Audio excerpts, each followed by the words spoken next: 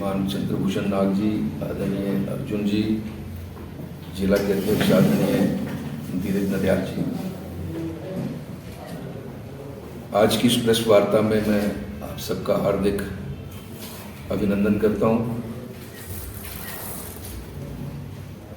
और आप सबके माध्यम से सबसे पहले मैं अपने शीर्षस्थ नेतृत्व श्रद्धेय नरेंद्र भाई मोदी,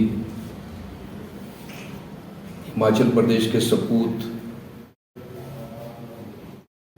राष्ट्रीय अध्यक्ष आदरणीय जगत प्रकाश नड्डा जी, आदरणीय अमित भाई शाह हमारे गृह मंत्री, श्रीमान जयराम ठाकुर जी, श्रीमान राजीव बिंदल जी, आदरणीय अनुराग ठाकुर जी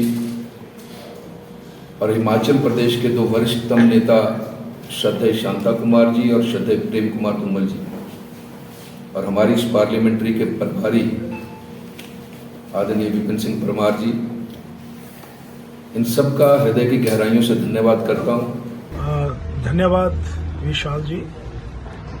आपने वर्ष 2024 में जो लोकसभा के चुनाव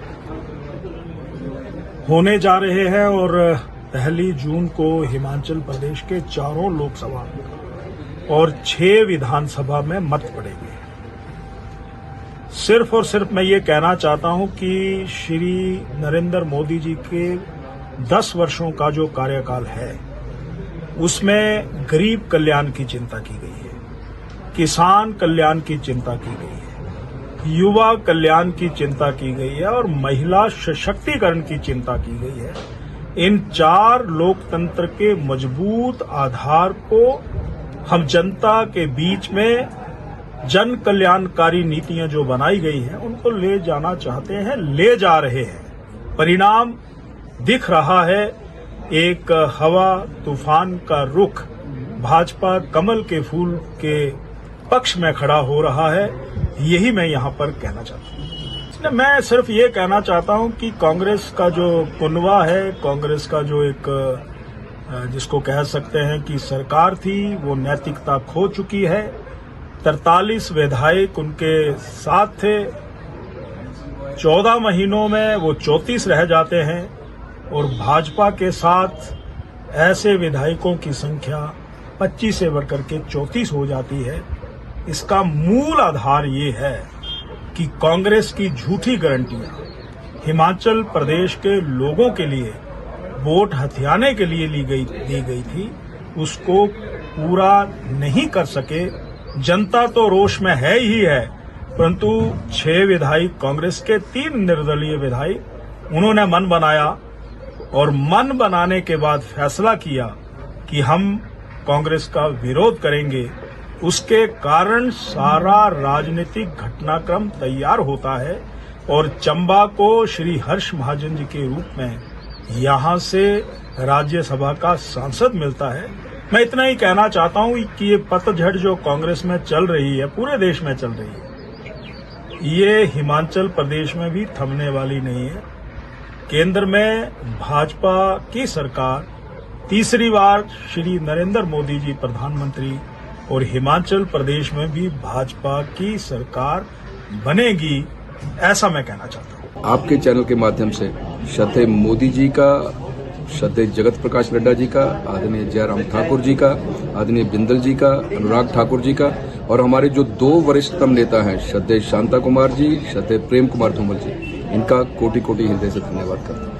हिमाचल में जो अभी ताज़ा राजनीतिक उठापटक चल रही है, कुछ घटनाक्रम चल रहे हैं और उनको लेके इन 2024 के चुनावों को लेकर को कैसा देखते हैं आप? इनको कैसा? ये चुनाव मोदी जी के 10 वर्ष के कार्यकाल के नाम पर चलेगा और मैं पूरे विश्वास के साथ कह सकता हूँ कि मोदी जी का जो मूल मंत्र है, सबका साथ, सबका विकास, सबका विश्वास, सबका प्रयास, और ये मूल मंत्र मोदी जी ने अपने 10 वर्ष के कार्यकाल में सिद्ध करके दिखा दिया है। इस देश में केवल एक गारंटी चलती है, वो गारंटी है मोदी की गारंटी, और मोदी की गारंटी मतलब हर गारंटी के पूरा होने की गारंटी। देश की जनता मोदी जी के प्रति इतना विश्वास जता चुकी है, हर किसी के मन में ये है कि मोदी जी फिर से तीसरी बार इस देश के प्रधानमंत्री बनने चाहिए। उन्होंने कहा है कि मेरे लिए केवल 4 जातियां हैं, गरीब, महिला, युवा और किसान, और उसी तर्ज पर उन्होंने 10 वर्षों में सब कुछ करके दिखा दिया है। इसलिए केवल एक मुद्दा होगा, विकास विकास विकास और मोदी जी की विश्वव्यापक छवि। अब आपकी प्राथमिकताएं क्या रही विकांडा चंबा सीट को लेकर? अगर आपका क्या जिस स्थान पर मैं खड़ा हूं, ये इंटरनेशनल डेस्टिनेशन है डलहौजी, और इसके साथ international destination, tourist destination Khajjiar है। और टूरिस्ट तभी आता है इन स्थलों के दर्शन करने के लिए जब उसको कनेक्टिविटी प्रॉपर मिले। तो सबसे पहला तो हमारा प्रयास होगा कि ये जो पठानकोट से डलहौजी खजियार तक का रास्ता है, इसको बहुत बढ़िया कर दिया जाए। इसके लिए पूरा प्रयत्न करेंगे।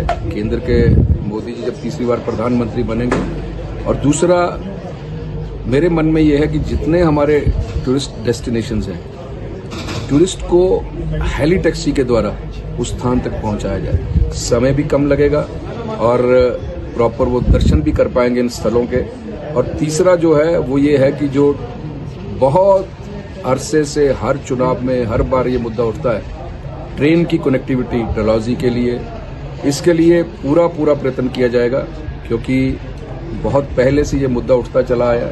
मैंने तो 7 चुनाव लड़वाए हैं लोकसभा के, 8वां लड़ रहा हूँ। तो मैं आपके इस चैनल के माध्यम से आपको ये विश्वास दिलाता हूँ कि इन सब विषयों पर बड़ी मजबूती से अपनी बात, अपने जितने बाकी जो वरिष्ठ नेता हैं उनसे मार्गदर्शन प्राप्त करके केंद्र में रखेंगे, दिल्ली में रखेंगे।